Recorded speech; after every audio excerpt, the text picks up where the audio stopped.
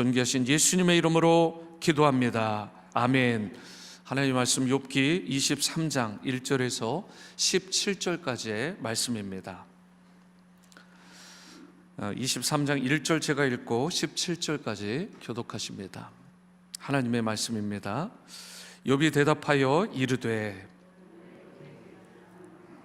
근심이 있나니 내가 받는 재앙이 탄식보다 무거움이라. 내가 어찌하면 하나님을 발견하고 그의 처소에 나아가랴. 어찌하면 그 앞에서 내가 호소하며 변론할 말을 내 입에 채우고 내게 대답하시는 말씀을 내가 알며 내게 이르시는 것을 내가 깨달으랴. 그가 큰 권능을 가지시고 나와 더불어 다투시겠느냐? 아니로다. 도리어 내 말을 들으시리라. 거기서는 정직한 자가 그와 변론할 수 있은즉 내가 심판자에게서 영원히 벗어나리라. 그런데 내가 앞으로 가도 그가 아니 계시고 뒤로 가도 보이지 아니하며 그가 왼쪽에서 일하시나 내가 만날 수 없고 그가 오른쪽으로 돌이키시나 배울 수 없구나. 그러나 내가 가는 길을 그가 아시나니 그가 나를 단련하신 후에는 내가 순금같이 되어 나오리라. 내 발이 그의 걸음을 바로 따랐으며 내가 그의 길을 지켜 치우치지 아니하였고 내가 그의 입술의 명령을 어기지 아니하고 정한 음식보다 그의 입의 말씀을 귀히 여겼도다. 그는 뜻이 일정하시니 누가 능히 돌이키랴. 그의 마음에 하고자 하시는 것이면 그것을 행하시나니 그런즉 내게 작정하신 것을 이루실 것이라. 이런 일이 그에게 많이 있느니라. 그러므로 내가 그 앞에서 떨며 지각을 얻어 그를 두려워하리라. 하나님이 나의 마음을 약하게 하시며 전능자가 나를 두렵게 하셨나니. 17절입니다. 이는 내가 두려워하는 것이 어둠 때문이나 흑암이 내 얼굴을 가렸기 때문이 아니로다. 아멘. 오늘 본문 말씀을 보시면 욥은 말할 수 없는 육신의 고통 가운데에서 자신의 비참한 상태를 탄식하고 원망하고 있습니다.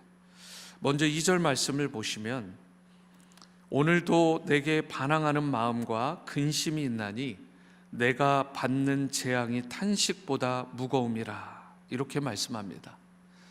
욥은 자신이 원망하지 않을 수 없는 이유는 자신이 받고 있는 이 벌이 너무 혹독하기 때문에, 너무 가혹하기 때문이라고 말을 하는 것입니다. 이상준 목사님의 책 두려움 너머의 삶이라는 책이 있습니다. 한 성도가 어머니를 잃고 깊은 영적 침체에 빠진 스토리가 거기에 실려 있는데, 그 성도의 어머니는 갑상선 암 초기여서 수술만 하면 웬만하면 괜찮다고 그렇게 진단을 받았습니다. 그런데 이게 웬일인지 수술 후 방사선 치료를 받다가 그만 폐렴에 걸려서 중환자실에 들어간 지 한 달 만에 58세라는 비교적 젊은 나이로 그렇게 돌아가시고 말았습니다. 이 아들의 입장에서 도저히 이해가 되지 않는 거예요. 하나님께 그렇게 간절히 매달려 기도했는데 하나님이 들어주시지 않은 것입니다. 만약 예수님이 옆에 계시다면 불순한 생각까지 생기는 거예요. 이런 말의 고백까지 합니다. 멱살이라도 잡고 따주고 싶은 심정이었다. 사실 끔찍한 마음 상태를 반영하는 거죠. 그 후에 이 젊은 이 청년은 3년간 교회의 발길을 끊었습니다. 우리 주위에도 이처럼 이해하기 어려운 고난에 빠진 성도가 있습니다. 그런데 그러한 고통을 겪는 사람에게는 그의 마음을 위로하는 동시에 하나님이 선하시다, 이 부분을 설명하는 게 참 어렵습니다. 요즘 우리가 묵상하는 스토리의 인물이 욥이죠. 그런데 욥도 마찬가지입니다. 이해할 수 없는 고난의 주인공입니다. 지금 헤아릴 수 없는 그런 엄청난 고난을 당한 성경 속의 대표적인 인물이 욥이잖아요. 욥은 재난으로 막대한 재산을 하루아침에 잃어버렸습니다. 우리가 감히 손에 쥐어볼 수 없는 엄청난 재산이었습니다. 그런데 그 모든 걸 한순간에 잃었어요. 뿐만 아닙니다. 더 심각한 건 눈에 넣어도 아프지 않을 7 아들과 3명의 딸을 한날 한시에 동시에 떠나보내야 되는 그런 고통을 당했습니다. 멀쩡하던 몸이 병이 들더니 온몸에 종기가 덕지덕지 붙어서 기왓장으로 팍팍 긁어내야 되는 그런 비참한 신세가 되고 말았습니다. 아내마저 하나님을 저주하고 죽어버리라고 그렇게 악담을 퍼붓더니 떠나버렸습니다. 이런 인생을 만나면 여러분과 제가 어떤 위로의 말을 할 수 있을까요?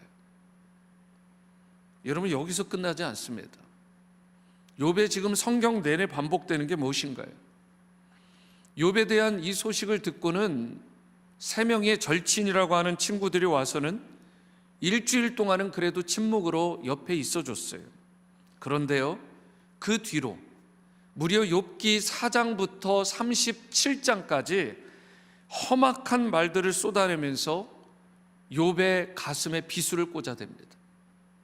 한두 번이 아니었어요. 핵심적인 내용이 이거였습니다. 네가 죄가 있으니까 하나님의 심판을 받는 거야. 네가 무언가 잘못한 일이 있으니까 이런 저주가, 징벌이 너에게 임한 거야. 가만히 있어도 아픈데 1명도 아니고 3명이 인과응보의 논리로 욥의 영혼을 그야말로 파리하게 시들시들하게 만들어버린 것입니다.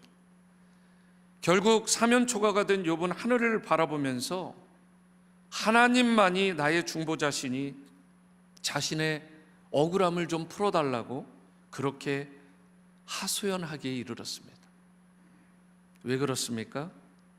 자신에게 고난을 주신 분도 하나님이시고 결국 이 고난을 거두어 주실 분도 하나님이시라는 믿음이 그에게 있었기 때문에 그렇습니다. 본문 3절에서 5절에서 욥이 말한 내용을 보시기 바라요. 제가 새 번역 성경으로 읽어드리겠습니다. 그분이 계신 곳을 알 수만 있다면, 그분의 보좌까지 내가 이를 수만 있다면, 그분 앞에서 내 사정을 아뢰련만, 내가 정당함을 입이 닳도록 변론하련만, 그러면 그분은 무슨 말로 내게 대답하실까? 내게 어떻게 대답해 주실까? 욥은 지금 자신의 깊은 마음속 사정을 아뢰고 그러면서 작은 신음에도 귀 기울여 주실 그 하나님께 의지하며 나아가고 있는 것입니다. 모든 것을 잃어버린 상황, 육신의 피부병으로 인해 고통받는 상황, 그리고 심지어 자식을 잃고 아내마저 떠나버린 이 상황에서 결국 자신을 위로하실 분, 자신의 고난을 거두실 분은 하나님 한 분뿐이다라는 이 절박한 믿음을 가지고 그분을 간절히 찾고 또 찾고 구하는 이 욥의 모습. 이어지는 6절 말씀도 보시겠습니다. 그가 큰 권능을 가지시고 나와 더불어 다투시겠느냐? 아니로다. 도리어 내 말을 들으시리다.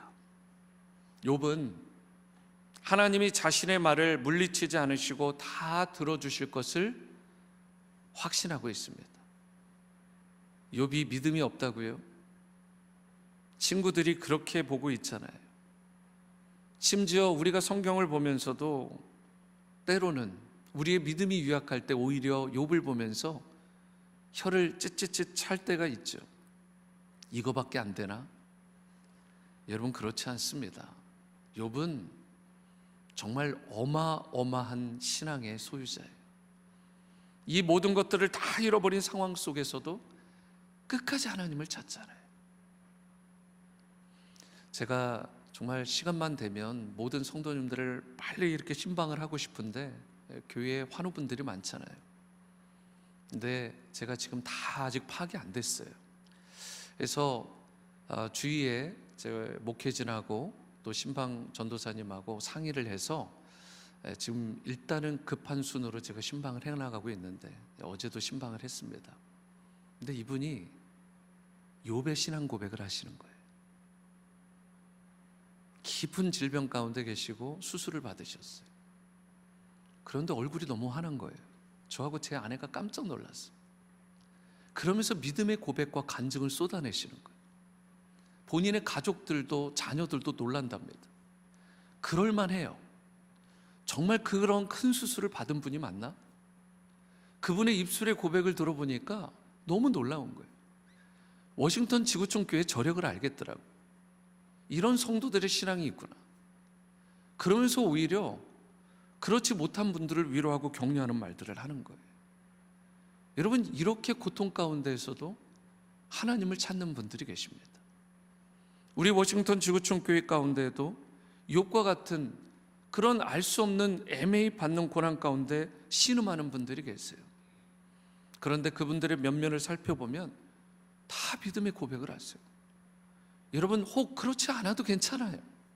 무엇이 믿음이냐? 하나님, 나 아프다고, 나 힘들다고, 하나님 나를 도와달라고, 불쌍히 여겨달라고, 이 위기를 이겨낼 힘이, 이 아픔과 상처를 극복할 힘이 나에게 없다고 고백하는 이런 욥과 같은 모습이 우리 신자의 믿음의 고백인 것입니다. 아프면 아프다고, 힘들면 힘들다고 여러분 부르짖어 기도해야 되는 것입니다. 찬송가 455장 2절의 가사가 이런 가사가 있어요. 주 모습 내 눈에 안 보이며 주 음성 내 귀에 안 들려도 내 영혼 날마다 주를 만나 신령한 말씀 늘 배우도다. 욥의 심정이 그랬다고요. 주님을 찾았습니다. 그런데 주님이 보이지 않는 거예요. 주님의 음성을 구했어요. 그런데 주님이 들리지 않는 것입니다. 그럼에도 욥이 대단한 게 뭐예요? 그런 상황에서도 낙심하지 않아요. 주님께 말씀드리면 귀 기울여 주실 거라는, 보이시지도 않고 들리시지도 않는 지금 절체절명의 위기 가운데 있지만 그럼에도 그가 주님께 부르짖어 기도하면 귀 기울여 주실 것이라는 이 확고한 믿음을 붙들고 주님 앞에 나가고 있는 것이, 여러분, 그러면 살아나는 것입니다. 그러면 회복되는 거예요.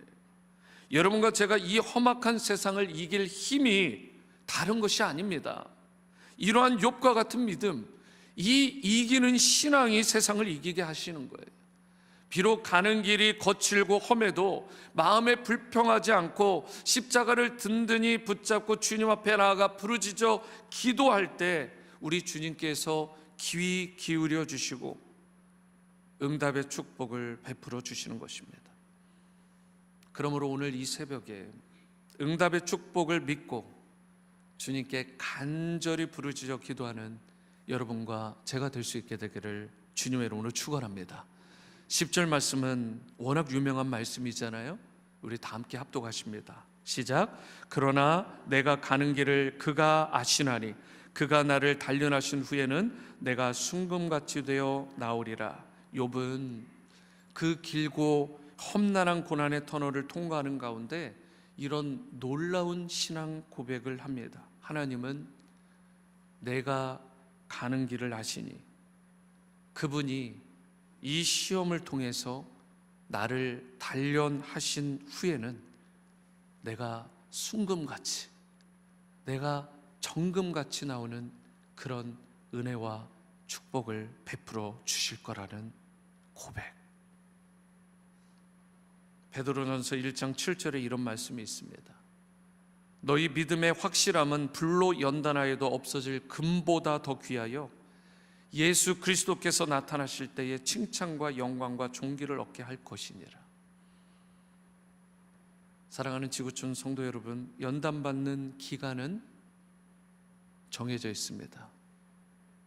저를 따라해 보시죠. 연단받는 기간은 정해져 있습니다. 연단의 기간은 끝이 없이 무한한 것이 아닙니다. 하나님의 계획 가운데 정해져 있어요. 그리고 그 기간이 끝나면 주님께서 여러분과 저를 정금처럼 깨끗하게 순결하고 능력 있게 귀한 성도로 세워 주십니다. 그래서 주님이 이 세상에 다시 오실 때 큰 칭찬과 영광과 존귀를 얻는 인생이 되게 하십니다. 그러므로 이제 어떠한 어려움을 만나든지 결코 후퇴하거나 주저하지 마시기를 바랍니다. 그러한 가운데에서도 잠잠히 주님을 바라보며 성령의 도우심과 인도하심 가운데 연단과 시험의 과정을 잘 통과하실 수 있게 되기를 바랍니다. 그리하여 순금과 같은 믿음을 가진 크리스천, 시편 1편의 내용과 같이 복 있는 성도의 삶을 다 살아가시는 여러분과 저의 삶이 될 수 있게 되기를 주님의 이름으로 축원합니다. 기도하십니다. 사랑과 은혜의 주님, 오늘 온사이트로 주님의 전에 나와 새벽제단을 지키는 분들, 상황과 형편이 되지 않아 깊은 상처와 또 육신의 고통 가운데 온라인으로 새벽제단에 참여하시는 분들, 주님께서 이 시간 눈동자같이 살펴주시고 지켜주셔서 욥과 같이 순결한 믿음, 정결한 믿음을 회복하는 이 새벽 시간 될 수 있게 도와주시고, 어떠한 상황과 환경 가운데에서도 주님을 묵묵히 바라며 주님 앞에 우리의 마음을 토하며 부르짖어 기도할 때 들어주시는 은혜를 누리는 우리 사랑하는 지구촌 성도님들 다 되도록 축복하여 주옵소서. 주님께서 오늘도 개인의 기도의 제목을 가지고 나오시는 성도님들마다 하늘문을 열어주시고 응답하시는 놀라운 은혜를 허락하여 주시길 원하올 때 존귀하신 우리 주님 예수님의 이름으로 축복하며 기도합니다. 아멘. 하늘에 계신 우리 아버지여, 이름이 거룩히 여김을 받으시오며 나라가 임하시오며 뜻이 하늘에서 이루어진 것 같이 땅에서도 이루어지이다. 오늘 우리에게 일용할 양식을 주시옵고 우리가 우리에게 죄 지은 자를 사하여 준 것 같이 우리 죄를 사하여 주시옵고 우리를 시험에 들게 하지 마시옵고 다만 악에서 구하시옵소서. 나라와 권세와 영광이 아버지께 영원히 있사옵나이다. 아멘.